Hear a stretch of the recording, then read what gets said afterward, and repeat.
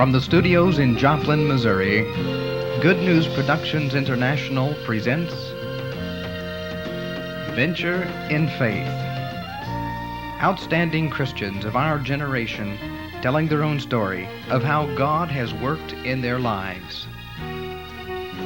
Your host, Boyce Moten.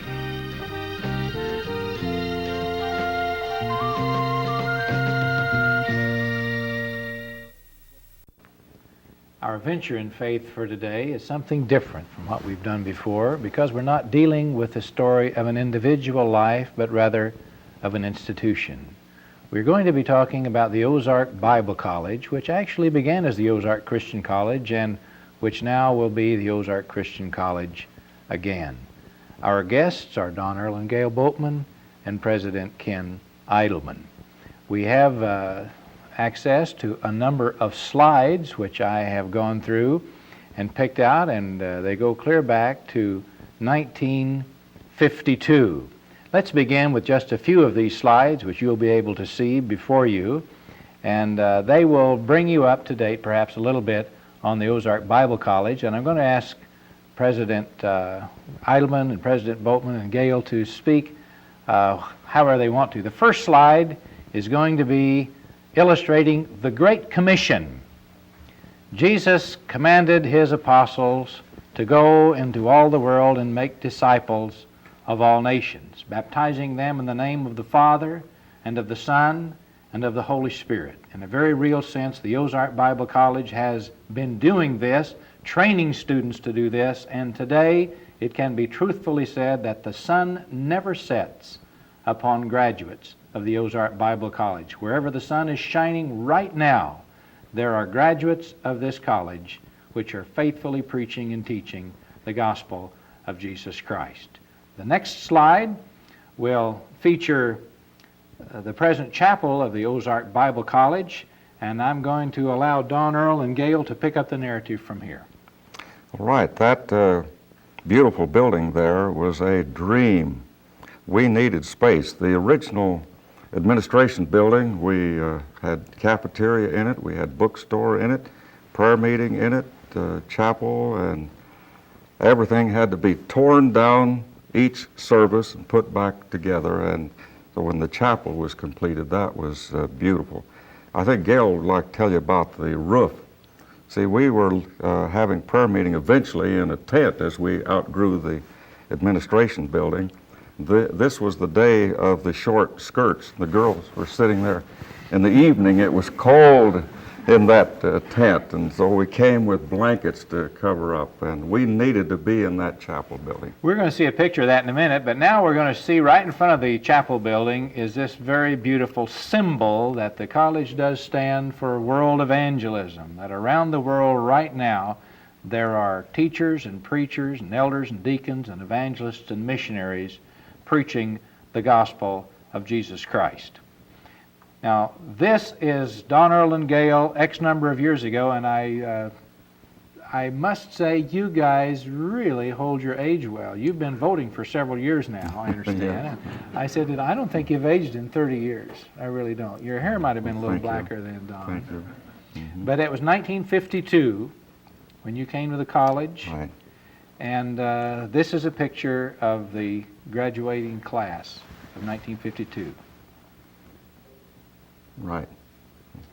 I can't recognize any of them right now. Maybe it'd be a mistake to start talking about them individually. Tell us a little bit about your emotion, Don, when you came to the college. You were teaching at Minnesota at the time? I was teaching in Minnesota Bible College, and the call came during the summer. I received it at Rushville, Indiana. A question, would you be interested? And I said, yes, I would be interested. I had an appeal coming 8 years previously to that. I say private because very few people knew it. But I came down and met with the trustees, and I was so impressed with these godly men, zealous men, men of faith, and just determined that there would be a college here. And Seth Wilson was here, Edwin Hayden was coming. We had a small faculty other than those two, and if the trustees had not called me, I would have been disappointed because I felt this is ready to go, and I want to be a part of it. Brother Strong had resigned the year before, and Kenneth Martin had been filling in, waiting on someone like Don Earl Boatman to come with a vision for the future. Yes. Mm-hmm. And you did have those dreams. Let's see the basketball team. Yeah. I think I would have had to been a substitute. We had so few out.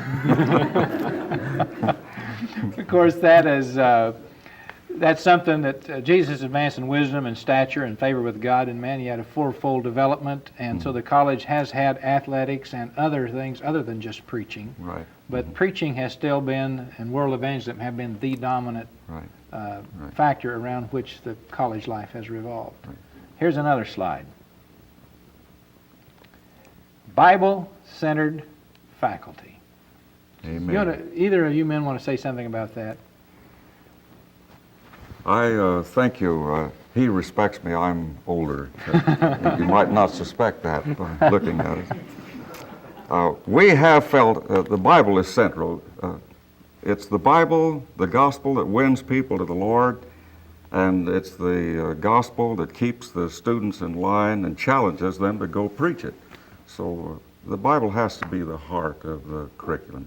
And so I honor that slogan. Gail has a part in this because most of the professors at the Ozark Bible College have stayed in the Boatman's home at one time or another. In the early years, that, Gail? It was the motel, Boatman Motel, and we loved having them. And the neighbors couldn't wait to get up in the morning and see what license were on the cars in front of our house. And we had a tri-level house, and so we really had room for them and enjoyed them, and we all shared together. And never an untoward incident in 29 years here in the Joplin area? We kept people with dogs, with children, and we had a place for everything. They just didn't run all over and tear everything up, but they kept in their place, and we absolutely had no problems. And we're still the best of friends. And some of the people you kept for as long as, what, 6 months? 6 months. Schiller stayed with us 6 months while they built a house next door to us. And that isn't all. They took in company. All right, let's see the next slide. I put this in because of symbolism, that two of the fellas that I think of as associating with the college are Seth Wilson and Don Earl, and you guys have been close friends. Someone wrote you and asked who had more authority. What did you answer him? I didn't know I had any. At least I didn't want to exhibit to find out I didn't have it. So, but Seth and I just saw work to be done, and we did it. Now, this that you saw there, we were carrying things. It looked like a big load. Those were pipes for the big organ installation. And we wanted to be able to tell that we helped install the organ. So we carried the stuff from the delivery truck into the building. These men were more concerned about responsibility than authority, and they were willing to help one another. It's been a beautiful teamwork between not only Don Earl and Seth, but Ken and all the other professors and staff workers at the Ozark Bible College. All right, let's continue on with the college's program. Here, 516 North Wall, not the original campus, but the original campus in Joplin. Right. Anything that either of you want to... Gail, what did you think when you saw that?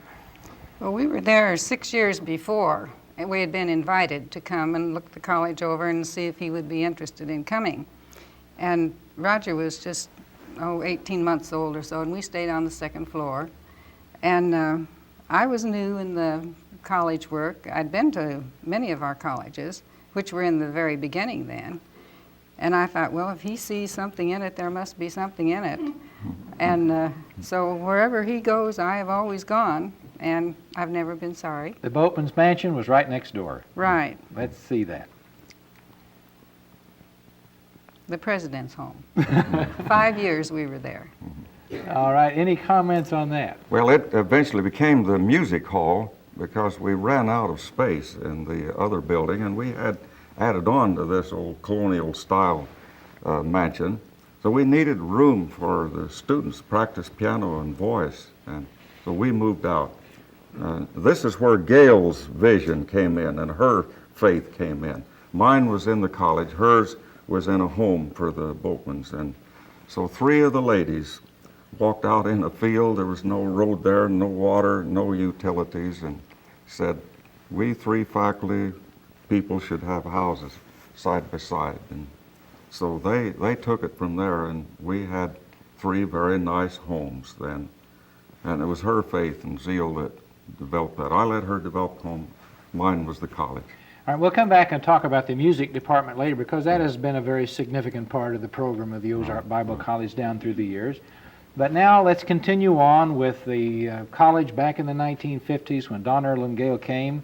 This is where the conventions used to be held. You didn't have any facilities large enough to hold the people at convention time.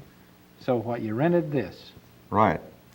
Churches weren't large enough for the convention crowds that came, and so a few years we met there, and then eventually out on the campus, and then the chapel was not large enough, so we scattered it out, and we generally had 6 conventions going on at the same time to scatter the crowd out here, the children's convention, youth convention, and sessions. And this, in a sense, was your baby. You planned the convention, you established the theme, and picked out many of the speakers? I did practically all of it in those years. I felt like our faculty was overworked, and I didn't want them to have that added responsibility. And besides that, I just liked to build a convention and invite the speakers, and so I did. So here are some of the speakers before us now that Don Earl invited, and they were representative, I guess, of hundreds who have come from all over America and even the world to speak at the Ozark Bible College Preaching and Teaching Convention. All right, continuing on with the story. There's a picture of the graduate. I guess you had to move, didn't you? You were just overflowing the facilities. Oh, yes, yes. That you had on Wall Street. Yes. We could not get our student body in this particular year into the old chapel over there. So while the administration building was going up, I had counted numbers, and so I went out to Walter Goodman and I said, we must have that place for a temporary chapel. The builders were ready. They had the framework, just push it up in place to partition it off. And Walter said, let it down, tear it up. Not going to put a wall in here yet. So we met in the administration building for our early services. Okay, some more slides which will bring our viewers up. One of the things that I've admired about you, Don Earl, is that you and the trustees have somehow been able to pick gifted men, and this was Woody Phillips and his wife, and they had a real role to play in the development of the college. Right. He fitted in a marvelous way. He had a tremendous zeal and a love. He understood students. He could preach them into hell, and they liked it. He just knew when there were problems, and he preached to them in the chapels and in the prayer meetings, and they loved it. But he had a zeal for missions, and it caught on. Sometimes the students would come and bait him. You know, they weren't prepared for a test. You know that. You were one of them. What can we do to get him started today so we won't have to take a test? And he was easily baited, and so he would get started on that. So it's true that many, many lessons are caught when they're not taught, and they caught the spirit of evangelism from Woodrow. And behind it all, there had to be some understanding men who would let you guys get by with some of this stuff. And I think we got a picture of some of the trustees. Yes, that is a great group that you have seen there. And Men still, of faith and zeal. Yeah, and still the theme of world evangelism. Woodrow Phillips fit into that. Everything in the college was somehow, even the athletic program. Yes. A lot of people die of heart problems and physical problems. And there's one reason, I guess, for being here, and that's to evangelize the world for our Lord Jesus Christ. Another slide. Vernon Brothers. They were perhaps in the early years, and maybe still are, our most famous graduates because they were on television. We encouraged them. We helped to get them started. We put them on at the Pittsburgh station and kept the mail, answered the mail, and deposited the money. And as their popularity grew, then we soon found out that they wanted to be on their own, and that's the way it should be, so they were on their own. Has the college ever had too much money? No, Are you ready for an offering right now? I'm just wondering how you could afford to take money from the college, which you really needed for other things, and to sponsor the Vernon brothers. Well, actually, it cost us very, very little because the cost of the program was not great, and the funds immediately began to come in, and they were supported quite readily. It never cost us anything, and in fact, we were gaining because the fact that we were putting them on and they were gaining in popularity just made Ozark Bible College known in an area. And, It was a college on the move. Yes, And right. I think we got one. Gail, you might want to say something about the choir. Oh, we loved the choir, and they sang over TV and really had a large exposure around the country. And then the churches would want them to come there and sing. And they always dressed so pretty. Their uniforms were all alike, and it was really, really a joy to hear the choir. Okay, now we're coming up to a very big transition, one of the many transitions which the college has had down through the years. Let's see the next slide. You guys want to comment on this? This is new campus. It's still the new campus, isn't it? I think we still call it the new campus. That's because the old campus is still here in town. We were looking for property, and we had this spotted, but the osteopaths took option, I think, on 10 acres of that segment there, and their option, they didn't buy up their option, and so the property became available. Well, our trustees weren't interested in 10 acres. They said, let's get all 20. And this lady was willing to sell us the 20 for what she's willing to sell the osteopaths for their 10. And the trustees, forward-looking men again, said, well, 20 acres isn't enough for college. We ought to get the other 20. So we immediately bought 40. But we didn't have money. She gave us an option to buy, and day after day, we didn't get enough money in. This $5,000 for that option. And the very day that that option was to expire, we received exactly $5,000 in an estate. Didn't even know the man, didn't know we were in his will, but his money came at the exact time we needed to get that. And our faculty members were waiting on salaries in those days in the summer months, and nobody said that $5,000 is to go pay salaries. We all believe that's the answer of the Lord for that campus. And the man who gave it was already gone to be with Christ. Right. Mm-hmm.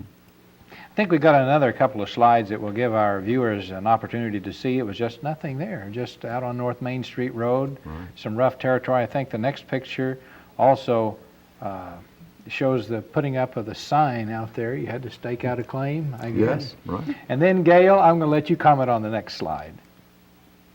Oh, that was the tent. We had a chapel in there and prayer meeting. And as I remember, it was before Thanksgiving. And so we would take blankets and we would go out there and meet. Well, it got colder and colder. The chapel was practically up, but it didn't have a roof on it. And if we could get the roof on, we'd get in out of the weather. And so a lady in Oklahoma was approached, and she said they need a roof. And I believe it was $19,000 that she gave, and we got the roof on, and we got inside. We didn't have any heat, but we were out of the cold. And as I recall, she wasn't even a member of the Christian church. No. No. But she loved the Lord, and she knew what the Ozark Bible College was doing, Mhm. and she thought that was a good investment Yeah. of the She Lord's said, money. that's what I believe. George King is the one who approached her. Mm-hmm. He took her flowers on her birthday, and she loved George King, you know, with his big smile and friendly way. I might say that Woodrow Phillips took the responsibility to raise the funds for the missions building, and George King the funds to raise for the chapel. That was the kind of cooperation we had. And I The think men the- who were building a department took the responsibility to do it. But the first building on campus was the missions building, which Right. is in harmony with what the college has been trying to Right. do to fulfill the Yeah. Great Commission. I think we've got some slides of that. Oh, there's the guy that Yeah. was responsible for virtually every building on this modern campus. That's right, and of course he saw the vision of planting the building. So many of the college grew up and they weren't planned and put up a building here and there, and he had a master plan, and he sold us on the idea. I never saw the thing as he could see it in his mind. So we have to give him credit for the drawing of it. And here is the groundbreaking for, in 1962, for the missions building, which is on the hill and which cost some absorbent sum like $40,000. Yes. Let's see a couple of slides of there's a front view of the missions building, and then this is the back side of the missions building. Now, in the building, you will see some of this equipment. There's a language lab, Right. so that students who want to speak foreign languages are able to learn and study. There's the radio room with a 30,000 watt voice which reaches not only throughout the 4-state area, but which trains gospel workers to use radio for the cause of Christ around the world. Now, it hasn't all been smooth sailing. Gail wasn't too happy that we put this in, I don't think, but I want our viewers to know that there are problems. Every time, Paul once said, there are great open doors, but many adversaries. And that was just one of the setbacks which the college had. Some weather came through, you've had floods, financial problems down through the years, but it's still been always a forward moving school, Right. a school on the move. Right.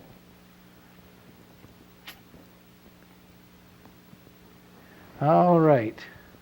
More buildings going up, as best I that's the can chapel, tell from right? this viewpoint. Okay, this is the chapel going up, and there is a completed chapel. And now, who wants to say something about the music program? Because this was George's building, wasn't it? And Right.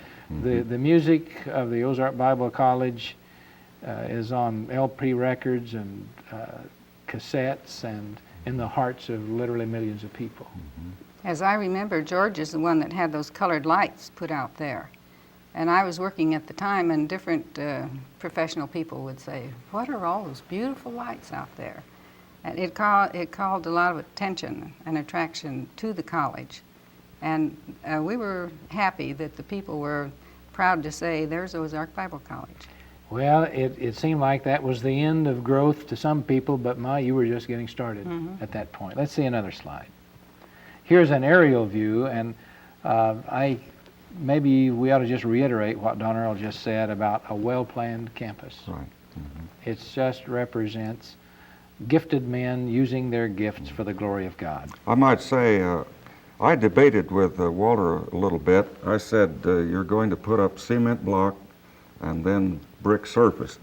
And I said, now we can put up 2 or 3 buildings of cement block while we're putting the brick surface on. We need those buildings. He said, now, Boatman, he said, we will build one building nice, and then people will see that we're doing real good work, and they're going to be beautiful buildings, serviceable buildings. Then they'll want to put money in it. And he was right. And fact is, whenever we had a bond sale, we had people waiting to buy our bonds to help put up those dormitory buildings. I think perhaps the most sizable gift you have ever received was from Brother Phillips. Yes, this is not Woodrow Phillips, but B.D. Phillips, the millionaire. And the story came to me that he heard you were putting up buildings for $15 a square foot, and he thought they would be some kind of shabby buildings. Well, we put the first one up, as I remember, about $6.05 a square foot, and then eventually it became $10 a square foot and on up. But he couldn't believe it because he, in the East, built with marble, thick marble and stone, and it was impossible. But he came and he looked at those cement blocks and in line, and he felt the mortar. Said, I've never seen anything like this. He said, this is beautiful. And then he said, this chapel needs a beautiful organ, and your students deserve the best. So he gave us money for that organ. And then he said, as we walked through mud, gravel from building to building, he says, this needs to be paved. And I said, yes, it certainly does. And I said, we have a bid. And the bid was just abnormal. I think the fellow wanted to put it in for $3.50 a square yard, and I knew in other places in town they were charging $10 $12 a square yard. So he measured, or we gave him measurements, and so he gave us the money, and it was Chrysler stock. And Chrysler stock soared just at the very time we needed it. So we were able to pave all of the parking down in the little village where the trailers are, and then the road down at the bottom, clear out. And we had more pavement than we anticipated, and had a bigger organ than we had anticipated, because the stock that he gave us went up. But still, a vast majority of the support for the college has always come from little people, hasn't it? It's We not been the honored a millionaires. dollar. Those dollars that came in, sometimes showers of dollars. This was our little faith, I guess. In the early days, we begged for showers of dollars, but those dollars brought us through those days. Then we began to ask for showers of fives and tens. A minute ago, I think we had on our monitor at least a picture of one of the dormitories. Would either of you like to comment on that? We can see the dirt out in front of the dormitory. This was the first dormitory to be constructed, a girls' dorm? That's the girls' dorm, and we anticipated 89 or 90 girls, and that's the size the dorm was built for. That fall, if I remember, we had 154 girls to come. We put one girl in the furnace room. She hung up her boyfriend's picture and says, "This is home." Different members of the faculty, the trustees that lived here in town, the Goodmans, took people into their home, students in their home. We had them scattered everywhere. It was then that we put in the order for the trailers down there, mobile homes, and put girls in down there, and immediately started another dorm. In those days, we were not building because we were anticipating growth. We built because we had to take care of the kids that were coming. All right, let's see another slide. We've got college on the move. There is the administration building. Mm-hmm. And at one time, that was all-purpose. All-purpose. Cafeteria, library. Bookstore, prayer meeting, chapel. It took a lot of tearing down and setting up, but the students in those days, as always, were willing to sacrifice for the Lord, because here was the vision of the world that needs Christ. So what's a little inconvenience for us when the world is so desperately in need of the Lord? Don, were you ever really discouraged? I don't think so. I don't think I ever was. I didn't have discouraging trustees in the first place. When they came for business, and they had ideas. Never did the president of the college have to furnish all the ideas. They were ahead of me many, many times, and so how could you get discouraged with men like that? But you were at the same time a driving force for expansion. I think you and a couple of the professors one time bought 100 acres because you didn't want the college to be trapped in a situation where they had something undesirable. Yeah, well, that's one of the ideas that I had. But Woodrow Phillips and Don Freeman, I believed that the college should control the main street. We didn't want a tavern or something undesirable to go in next to us between the college and the river. And the fact is, the road that you see through there down in the flat was about the line of our property. So you see, that's a pretty good building site for somebody. So we said, let's get the trustees to buy that. But the trustees were reluctant to do it, and understandably so, because we were short of money. So the three of us formed a little corporation and sold shares in it. And then, of course, the women began to get ideas. Those are beautiful, beautiful building sites up there. Just great, where this building is now. So it was interesting that of all the people who bought in, not a one of them wanted the same site up here. They wanted different places, except Gail and Mrs. Freeman. They happened to pick the same place. But eventually we got into a development with Burt Realtors, and that fell through. And this is covering many years, so I went back to the trustees and said, that property is available. This may be your last chance to ever get this property. And it was supposed to have been 117 acres, more or less. We found it was less, a little bit less. about 3 or 4 acres. And part of that is across over here. They changed the highway, so across the street was that which we got less. So they took that, and what a blessing it has been, because here is this magnificent work that complements the very work we're doing and is an expression of what we had hoped to do, to evangelize the world. Don Earl, I think that the college family was like the harmony you experienced in your own home with them. You've had 29 years of harmony on campus at the Ozark Bible College. Why did you decide to leave? Well, as I was getting older, I looked at some other colleges and felt like some of the men had stayed too long. And I looked at the age of our trustees, and they were all about my age or older, many of them. And Seth Wilson was my age, and by the way, Seth is the main one that's held us in a straight course through the years. And I said, maybe several of us are just going to drop off all at once. And it would be bad for the college to have new trustees, new administration, all within a short time. And I said, I think you should start looking for a successor to me. And we looked and contacted a few men, but every time we came back to a member of our own staff, Ken Idleman. Now, it was really a poor choice in a way, because here I am, a hard-working boatman, and we hire an idle man. But we kept coming back, and we wanted the faculty to be the first to know who was the new president of the college. So after the trustee meeting had met and Ken had accepted, and I walked into the faculty meeting and announced Ken Idleman, the faculty just broke in and clapped. And so from then on, Ken Idleman began to assume some responsibilities, and we tried to give him some responsibilities. And I'd take speak engagements a week or two away, and he was the president of the college, so we broke him in, but didn't want to break him down at the very first. And then you stayed on a couple of more years with the college as the chancellor. Right. To make a smooth transition. And it was a smooth transition, wasn't it, Ken? Beautiful. Very much so. If my memory serves me correctly, we have got Brother Idleman next.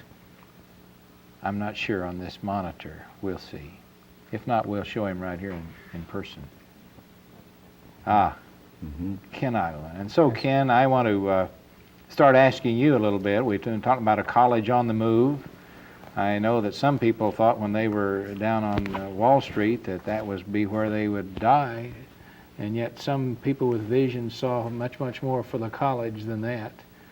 You took the reins of the college at a time when it was, well, perhaps among the best-known colleges anywhere in our brotherhood across the country. What were your thoughts when you were honored with this position? Well, I was genuinely humbled by the opportunity. I saw it as a great opportunity. I felt like the college had such a rich and stable history, and yet it had such a bright and promising future. And so I was both humbled, excited, I think a variety of emotions. And I think the thing that heartened me most of all was the same thing that Brother Boatman has testified about, and that is the faith and the vision of the trustees, and the stability, the goodwill, the unity of the faculty. And I saw it as my responsibility to maintain what had been gained through the years and build upon it, respecting the traditions of the past and trying to be equal to the challenges of the future. I think the next slide will show something exciting to both of these men.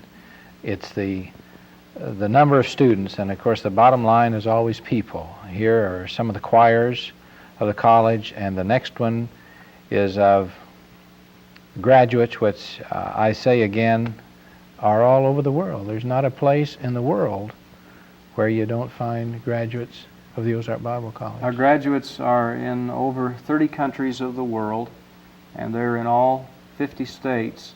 And they are characterized by zeal for evangelism and soul winning and solid Bible preaching. And I think if there were things that I wanted to pick out that would characterize our graduates, I think those are the things that I would put at the top of the list. There's a multi-purpose building, and I'm not sure whether that's next or not. Yes. And this was something that Don Earl had dreamed of and laid the foundations for, in a sense, but wasn't here on campus at the time. It was Chief. Ken, would you comment on the multi-purpose building? The idea for a multi-purpose building, a major gymnasium auditorium, was one that was really on the drawing board when I came into the picture. I had never been through a major building program before, and I trusted myself to Brother Goodman, as Brother Boatman had through the years. And as a result of the efforts expended in that direction, over a 3-year period, we now have a finished 42,000 square foot building that will seat about 22 to 2,300 people. For the major events on the campus, that building has been full already many times, and it's used every day in the life of the college as a facility for our intercollegiate athletic program, our intramural athletic program, just a place of fellowship for our students. It's been a major positive addition to our campus, and it has been built very carefully and within budget, which has been encouraging. Comment just a little bit about the association that you have with Midwest. We have in the last 6 months entered into discussions and a decision to merge with a sister school in Oklahoma City, Midwest Christian College. And beginning this fall, the fall of '85, they will become one with us, and the name of the college will revert back to the original name, which was Ozark Christian College, in order to show that this was a consolidation of Ozark Bible College and Midwest Christian College. It was not a big school just absorbing a little school and a small school ceasing to exist, but we wanted to continue to have the momentum that Midwest had had through the years, and we wanted to produce a marriage between two colleges that would make a stronger work. And that transition has just gone very smoothly. We're still really in the middle of it, but it makes for quite an exciting future, we think, for the Lord's work both in the Midwest and now in the Southwest. We've got just a couple of more slides, and I think they will represent the forward-thinking mentality of the school. Ken, you want to comment on that? Yes, we think one of the primary challenges of the future is to take the advances in 20th century technology and apply those to communicating the gospel. Last summer we planned to have a Christian Communications Conference on our campus, which would have been jointly sponsored by Good News Productions International, Ozark Bible College, and Ladd Ministries. We were not able to follow through with that because of the participation, limited participation on the part of our brethren throughout the country. But it is an idea whose time has come. We must take advantage of 20th century technology and expansion and information, and begin to take that methodology and that is timely and apply it to communicating the timeless message of the gospel to our culture. We're excited because we believe within a year or two, Ozark Bible College will have a pilot program of Bible college level work that will be beamed down to receiving dishes in the backyards of Christian people and churches all across this country. So we believe that's one of the major challenges that we face in the future, and it is an exciting one. Of course, the technology would be meaningless without people. I think we've got a slide here of a graduate a number of years ago who is representative of the hundreds and hundreds, thousands of individuals who have gone through the college. That's Zaiden Nutt, and we are at the present time in a facility which God has blessed his ministry with, Good News Productions International, just north of the campus of the Ozark Bible College. We have a couple of more slides reflecting the work Good News is doing. This is Joel Kopang, who is a native of Southeast Asia, and you see there a backpack with a solar-powered battery, and equipped with film strips and teaching material. It's a marriage of the technology of the 20th century with first century Christian dedication. Now you're going to see an aerial view of the facilities of Good News Productions International.